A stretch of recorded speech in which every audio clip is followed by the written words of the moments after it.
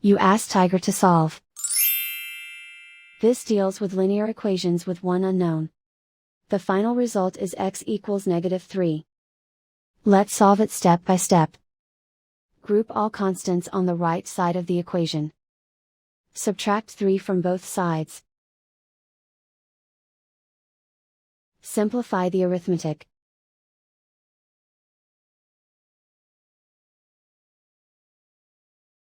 Isolate the x. Divide both sides by -6. Cancel out the negatives. Simplify the fraction. Move the negative sign from the denominator to the numerator. Find the greatest common factor of the numerator and denominator. Factor out and cancel the greatest common factor.